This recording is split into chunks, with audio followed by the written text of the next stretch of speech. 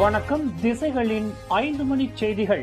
எதிர்மறையான வேலையிடத்தை விட்டு விலக தயாராக இருக்கும் மலேசிய தொழிலாளர்கள். ஆய்வில் வெளிவந்த உண்மை. மலேசியாவில் எதிர்மறையான அல்லது நச்சுத்தன்மையான வேலை சூழல் இருந்தால் 59 விழுக்காடு ஊழியர்கள் வேலையில் இருந்து விலகிவிட தயாராக உள்ளனர். நேர்மறையான பணியிட கலாச்சாரத்தை ஊக்குவிக்காத நிறுவனங்களின் வேலை வாய்ப்புகளை 48 விழுக்காட்டினர் நிராகரிக்கின்றனர். சக ஊழியர்களுடன் நல்ல உறவு இல்லாத போதும் நிறுவனத்தில் தங்களுக்கு உரிய இடம் இல்லை என்று உணரும் போது பலர் வேலையை விட தயாராக உள்ளதாக ராண்ட்ஸ்டாட்ஸ் 2025 வொர்க் மானிட்டர் ஆய்வறிக்கை தெரிவிக்கின்றது. பணியிடத்தில் ஒரு சமூக உணர்வும் சக ஊழியர்களுடன் ஒரு நல்ல தொடர்பும் இருக்கும் போது ஊழியர்கள் சிறப்பாக செயல்படுகிறார்கள்.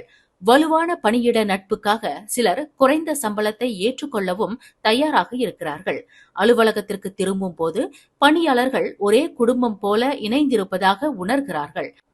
ஆனால் அதிக நேரம் அலுவலகத்தில் செலவிட கட்டாயப்படுத்தப்பட்டால் பலர் வேலையை விட தயாராக உள்ளனர் என அந்த ஆய்வு மேலும் கூறுகிறது. நேர்மறையான பணியாளர் அனுபவத்தை வளர்ப்பதில் தனிநபர்கள் நம்பிக்கையை உணர்வதையும் தங்கள் சக ஊழியர்களுடன் ஒத்துழைப்பதை அனுபவிக்கவும் பணியிடத்தை உருவாக்குவதும் இதில் அடங்கும். நெகிழ்வான வேலை விருப்பங்கள் பல ஊழியர்களுக்கு முக்கிய முன்னுரிமையாக உள்ளன. பணியிடத்தில் அமைகின்ற குழு உறுப்பினர்கள் ஒற்றுமையாக மகிழ்ச்சிகரமாக இணைவதற்கும் உறவுகளை உருவாக்குவதற்கும் நிறுவனங்களும் மேலாளர்களும் வாய்ப்புகளை உருவாக்குவது முக்கியம் என அந்த ஆய்வின் முடிவில் தெரிவிக்கப்படுகிறது. தன்னைத்தானே திவாலாக்கும் போக்கு மலேசியாவில் கவலையளிக்கும் வகையில் அதிகரித்து வருகிறது. கடனை திரும்ப செலுத்த முடியாததால் அல்லது கடனை தவிர்க்க விரும்புவதால் பலர் நீதிமன்றத்தில் தாங்களாகவே திவாலாக்கிக் கொள்கிறார்கள். 2024 ஆண்டில் இந்த எண்ணிக்கை 200 விழுக்காடு வரை அதிகரித்துள்ளதாக மலேசிய திவால் துறை தலைமை இயக்குநர் பக்ரி அப்துல் மஜீத் குறிப்பிட்டார். திவால் துறை இந்த போக்கை தீவிரமாக எடுத்துக் கொண்டுள்ளது. தாங்களாக திவாலாகும் மனுக்களை தாக்கல் செய்வதற்கான முறைகளை ஆராய்ந்து வருகிறது. தற்போதைய நிலையில் இதற்கு குறிப்பிட்ட வரம்பு எதுவும் இல்லை. இது பொறுப்பற்ற நபர்களால் தவறாக பயன்படுத்தப்படாமல் இருக்க அரசு 2வது வாய்ப்பு கொள்கையை மறுபரிசீலனை செய்து வருகிறது என்றார். 3 ஆண்டுகளுக்கு முன்பு கோவிட்-19 தொற்று நோய் தாக்கிய போது வாடிக்கையாளர்களால் நிரம்பிய உணவகங்கள் வெறிச்சோடியும் அமைதியாகவும் இருந்தன. குறிப்பாக ஈகை பெருநாள் போன்ற பண்டிகை நாட்களில் ஆரவாரமே இல்லாமல் இருந்தது. இது மறக்க முடியாத சோகமான நினைவுகளில் ஒன்றாகும். கோவிட்-19 தொற்று நோயின் போது பெற்ற அனுபவங்களை பகிர்ந்து கொண்ட பிரிஸ்மா எனப்படும் மலேசிய முஸ்லிம் உணவக உரிமையாளர்கள் சங்கத்தின் டத்து ஜவஹர் அலி தைப் கான், உணவகத்துறையில் அதன் தாக்கம் இன்று வரை உணரப்படுகிறது என்றார். இது நாடு முழுவதும் உள்ள உரிமையாளர்களுக்கு மிகவும் மறக்க முடியாத அனுபவமாக மாறியுள்ளது. நடமாட்ட கட்டுப்பாட்டு ஆணை முதல் இன்று வரை பிரிஸ்மா உறுப்பினர்களுக்கு சொந்தமான 2300க்கும் மேற்பட்ட உணவகங்கள் அன்றாட செயல்பாட்டு செலவுகளை சமாளிக்க முடியாமல் மூட வேண்டிய கட்டாயம் ஏற்பட்டது. வணிக நடவடிக்கைகள் குறைந்தபட்ச அளவில் நடந்தாலும் அனைத்து உணவக நிறுவனங்களில் உள்ள 400 ஊழியர்களுக்கும் சம்பளம் கிடைப்பதை உறுதி செய்வதற்காக தனது சொந்த சேமிப்பு அனைத்தையும் பயன்படுத்த வேண்டிய கட்டாயம் ஏற்பட்டதாக அவர் கூறினார். தங்களை பொறுத்தவரை தொற்று நோய் போன்ற முக்கியமான சூழ்நிலைகளை எதிர்கொள்ள ஒரு குறிப்பிட்ட அளவு சேமிப்பு இருக்க வேண்டும் என்பதே மிகப்பெரிய பாடமாகும். பல உணவக உரிமையாளர்கள் இவ்வாறான மிகவும் வேதனையான கட்டத்தை கடந்து செல்வார்கள் என்று எதிர்பார்க்கவில்லை. இஃது ஊழியர்களை பணி நீக்கம் செய்யவும் வாழ்வாதாரமாக இருந்த வணிகங்களை மூடவும் வழிவகுத்தது. உணவகங்களில் அன்றாடம் சாப்பிட்ட வாடிக்கையாளர்களுக்கு டெலிவரி சேவை ஒரு மாற்றாக மாறியது இன்னும் நினைவிருக்கிறது. PKP தளர்த்தப்பட்ட போது உடல் வெப்பநிலையை அளக்க வேண்டியிருந்தது, பதிவு செய்ய வேண்டியிருந்தது, கிருமி நாசினி பயன்படுத்த வேண்டியிருந்தது. பல நடைமுறைகள் தொந்தரவாக இருந்தன. ஆனால் அவை அனைவருக்கும் சிறந்தவை. தொற்று நோய் தொடங்கியதில் இருந்து வளாகங்களில் சுகாதார அளவை அதிகரிக்கும் வழக்கம் எதிர்காலத்தில் இதுபோன்ற பொது சுகாதார நிலை பாதிப்பு மீண்டும் ஏற்படும் என்று இன்னும் கவலைப்படும் பிரிஸ்மா உறுப்பினர்களின் நடைமுறையாக தொடர்கிறது. வளாக வாடகை, தொழிலாளர் ஊதியம், வங்கிக் கடன்கள் போன்ற அதிக செலவுகள் காரணமாக இன்னும் பலர் மீண்டெழ முயற்சி செய்கிறார்கள். சிலர் வணிகத்தை நிரந்தரமாக மூடிவிட்டனர் என்றார் டத்து ஜவஹர் அலி. மியான்மருக்கு இன்று அனுப்பப்பட்ட 50 பேர் கொண்ட மாந்தநேய உதவி பேரிடர் நிவாரணக் குழு அடுத்த 7 முதல் 14 நாட்களுக்கு நிலநடுக்கத்தால் பாதிக்கப்பட்ட நாட்டில் இருக்கும் என்று துணை பிரதமர் ஜயிட் அமீடி தெரிவித்தார்.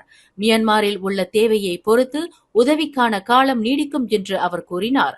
பிற நாடுகளின் குழுக்களும் ஈடுபட்டிருக்கும் தேடல் மீட்புப் பணியை இந்த உதவி விரைவுபடுத்தும் என்று தாம் நம்புவதாகவும் அவர் தெரிவித்தார்.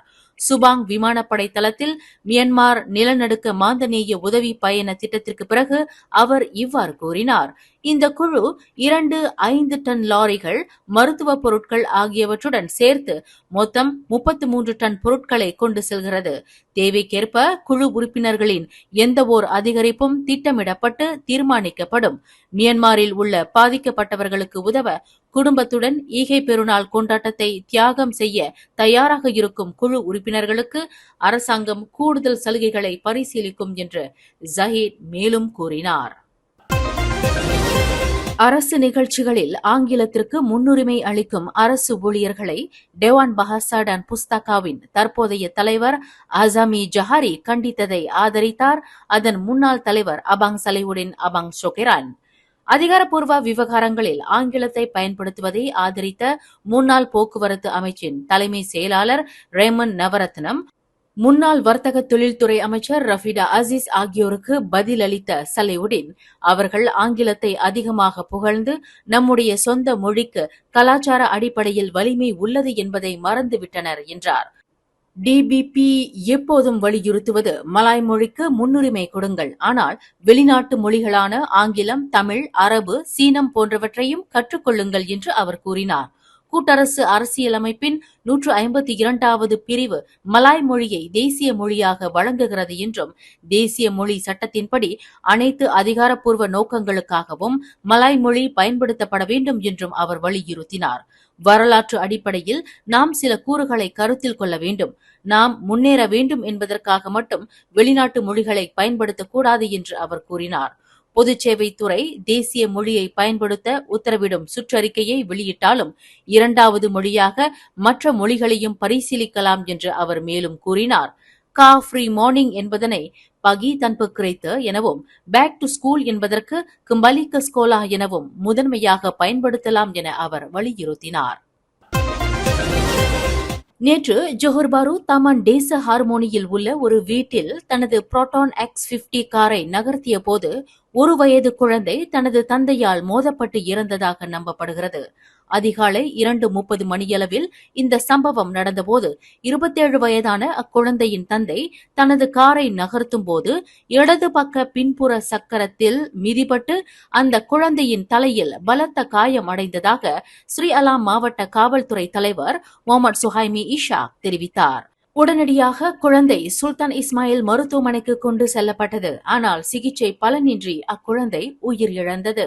இந்த வழக்கு 1987ஆம் ஆண்டு சாலை போக்குவரத்து சட்டத்தின் பிரிவு 41(1) கீழ் விசாரிக்கப்படுகிறது.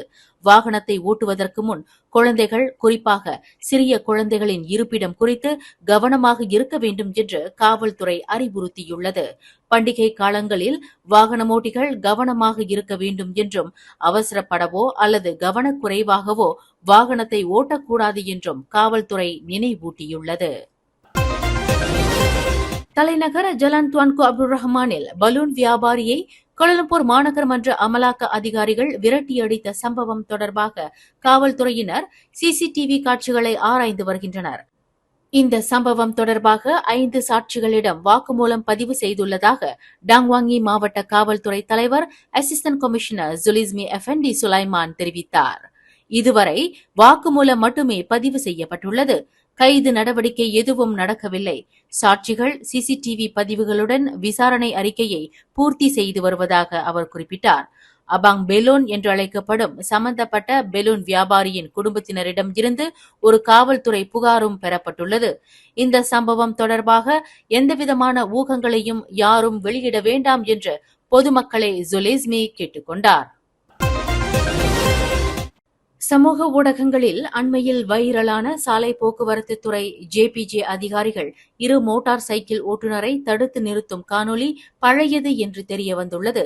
ஜேபிஜே தலைமை இயக்குநர் டத்தோ எடி ஃபட்லி ரம்லி இதனை உறுதிப்படுத்தியுள்ளார்.